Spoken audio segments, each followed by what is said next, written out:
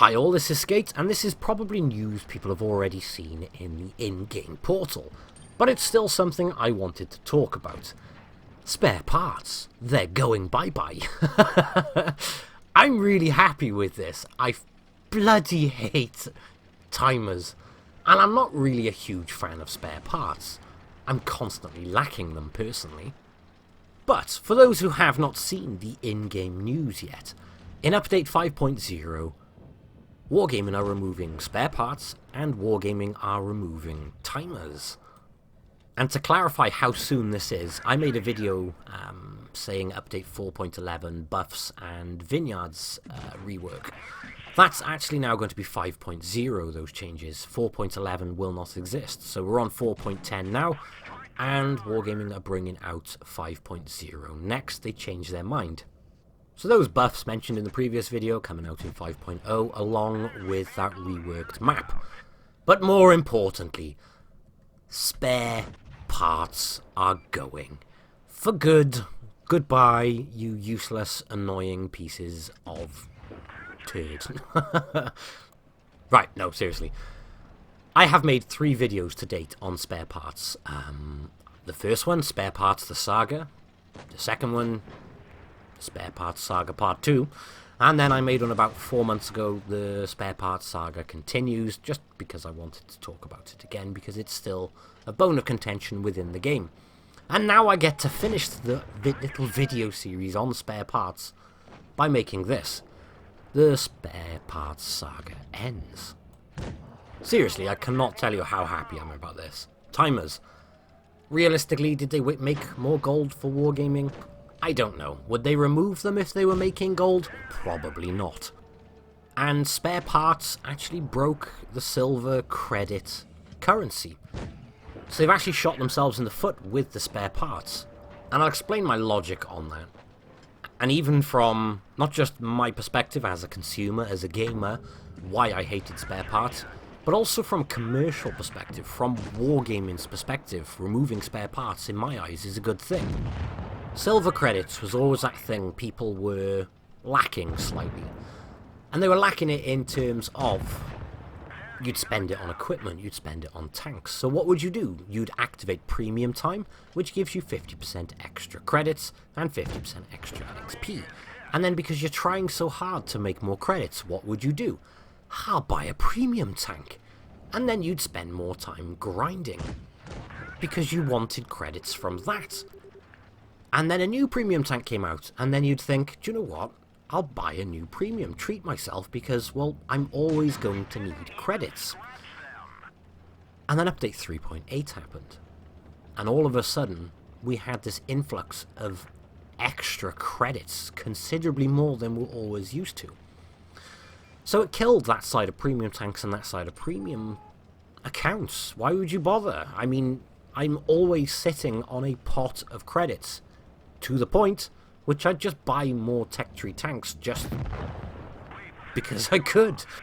So my garage has done nothing but grow in terms of the amount of tanks I've gone back and rebought. But then I wouldn't play them because I wanted some equipment. And in no way in hell was I spending money on skipping timers. Not a chance in hell. I put it in perspective. I have a contributor account which has unlimited gold pretty much, and it's Wargaming's gold, not mine, and even within Wargaming's own contributor account gold. That's how much I hate timers. So yeah, with all the spare parts, things like that, they accidentally broke silver. And that's a big deal. Silver's the one thing they want you grinding for, because they built the game around it. So from their perspective, it makes premium tanks more appealing, it makes premium time more appealing. So that's a good thing in my book. Commercially, because the reality is we know how much we're going to accrue. I know I'll pull an average of 100,000 credits per game in my lurver. On average, some will be lower, some will be more, but an average is 100k. Spare parts, well, you just have to keep going until you manage to get enough, and then wait until your timers were done. So not only did they kill the credits, and they killed that main currency, which is a good source of income for Blitz, I imagine, because it's World of Tanks. It's built around trying to entice premium time and entice premium tanks. I mean, premium tanks lost a bit of buzz because of that. I mean, it was just something you wanted to have, not something that was beneficial to have because you needed more credits. Now you're going to need to, because it's gone back to the way it used to be. You're getting them with credits instead of spare parts. But all the equipment choices remain. So we have the better equipment, but we don't have all the nonsense in between. In fact, Wargaming have actually discouraged people from playing Blitz by having these in, because you get a new tank and you'd go, right, okay, I gotta wait 2 days or a day for that to unlock. I know, I'll play something else. And then you get sidetracked and submersed in some other game. I think it's one of the worst things that happened, and I've made my opinions very loud and very clear on these timers. Even when we're back in Wargaming Fest 2017, every contributor, their mainstay, their main argument, their main problem with the game was spare parts, timers, and the fact they've added an extra currency which convoluted the game and confused the game for newer players. So it's something we've always been against. And now Wargaming have released an article confirming that they're going, ooh, ammo rack.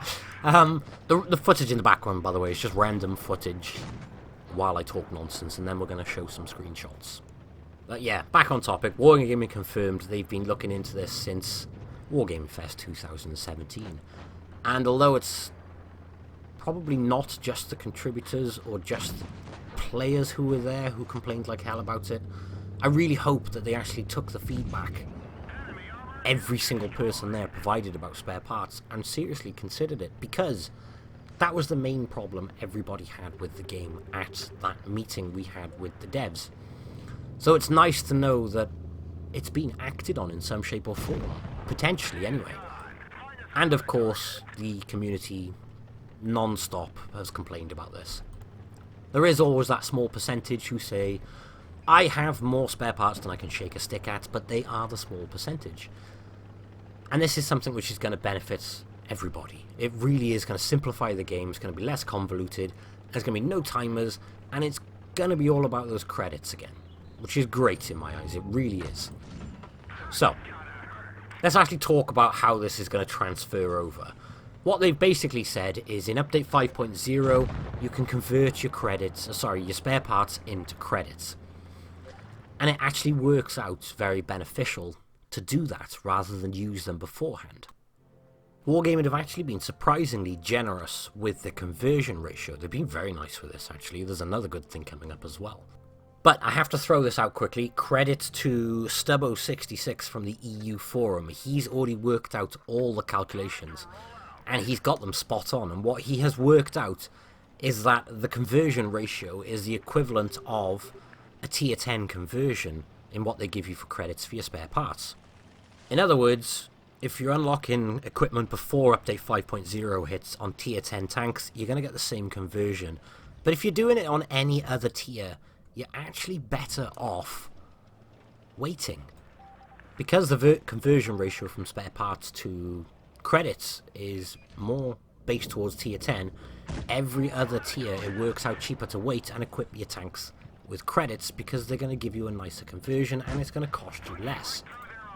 I'm going to put a link in the video description for this topic on the forum, specifically to Stubbo66 topic, because like I said, credit to the guy.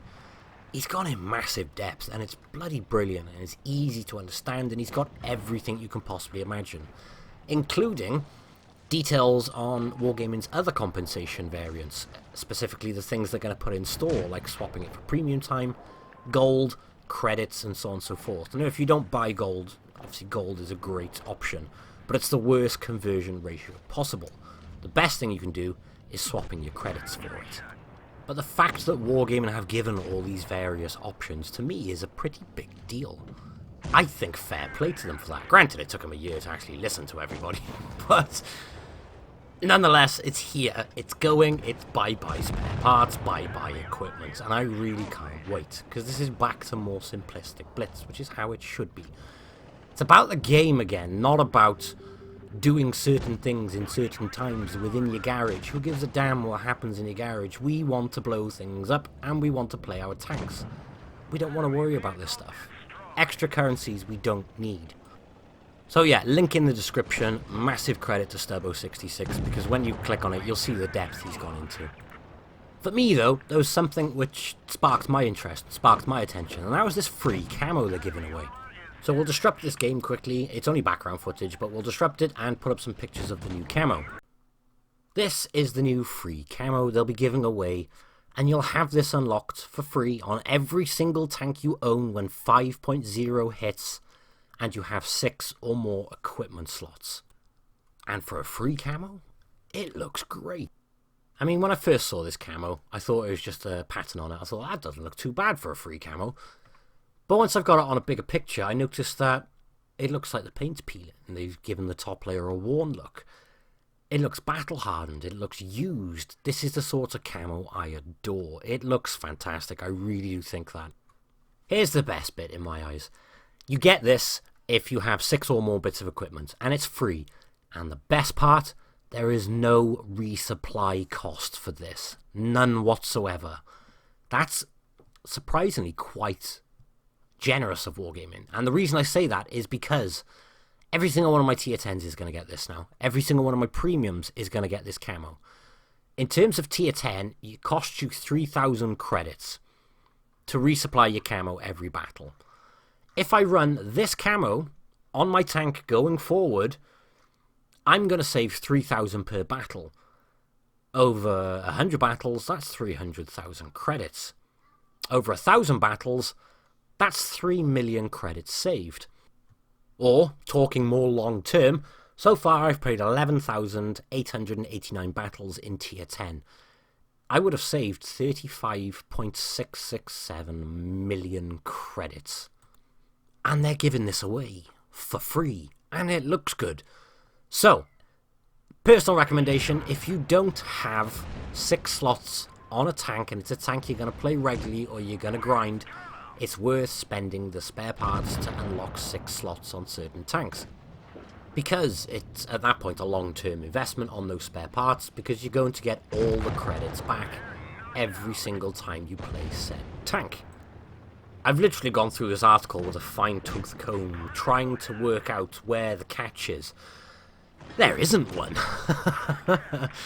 This is like a happy article, and there's no catch, and we get a camo which you can make lots of credits back. And there's no timers, and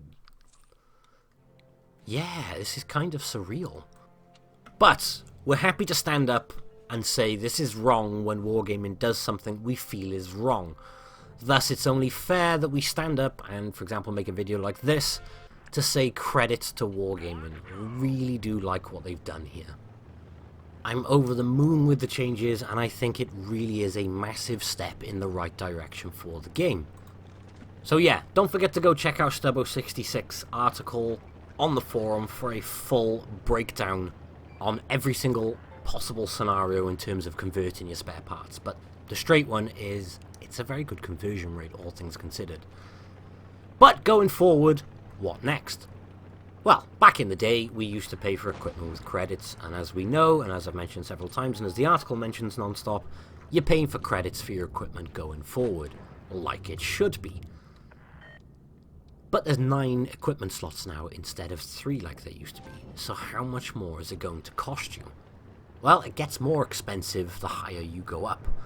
And the higher the tier you go up, so the higher slots you unlock on your tank, the more expensive it's going to be in terms of credits. But I don't mind that, it's credits, that's what premium tanks and premium time is all about. And I don't actually mind the cost. 1 bit of equipment for the first slot, so your rammer up to your coated optics, is going to cost you 300,000 credits each for each thing you unlock. Tier 2, a tier 10 is going to cost you 350,000, and tier 3, which is the last 3 slots, 400,000 each. That's a tier 10. If we drop down to tier 8, 200,000 for the first 3 slots, 225,000 for the second 3 each, by the way, remember. And for the last 3 slots from your V-stabs onwards, 250,000 per bit of equipment. Naturally, I'd need to work this out to make a video, but how much will it actually cost us in total? to fully equip a tank in credits. I don't need to work it out though, because Stubbo66 took the time to do it on the forum for everybody to see anyway. So again, link is in the video description, but to fully equip a tank, assuming you have, for example, say clan supply level 10, just so we know you're getting your 5% off everything, it's going to cost you 2.9 million. Tier 9, 2.3 million. Tier 8, 1.9 million credits. Tier 7, 1.4. Tier 6, 1 million. Tier 5, 769,500. In other words, it's not too dissimilar to what the previous credit system used to be, and you only had 3 bits of equipment then. It's a little bit more expensive, yeah, but you got 9 bits of equipment now. I know there's going to be people who dislike this, but the grand scheme is this provides a huge benefit to every single person who has a premium tank. It adds more value to your premium tanks again, to your premium certificates, to your premium time. All of that stuff has more value again. And you're not slowed down by spare parts, which I know there is a small percentage who sit on a huge pot of spare parts. Well, you're certainly not going to lose out when those spare parts are converted to credits, especially if you're sitting on a big pot. Take that number, times it by 12, and brace yourself for a holy truck ton of credits. And as we mentioned earlier in this video, the credits you will make from that conversion will pay for the new equipment, and you'll have change that way around, because the conversion is very nice. But I've rambled on for 16 minutes. I think I've covered a lot. I probably haven't. I like to ramble. But I'm going to cut the video off here. This is the 4th video I've done on spare parts, and I'm very happy to say that the first one was ridiculously salty, followed by a fairly salty one, followed by a I'm just disappointed now, followed by a this one, which is a very happy one, which is a finally. So finally, the spare parts saga comes to an end, and we can say bye-bye spare parts, and you will not be missed.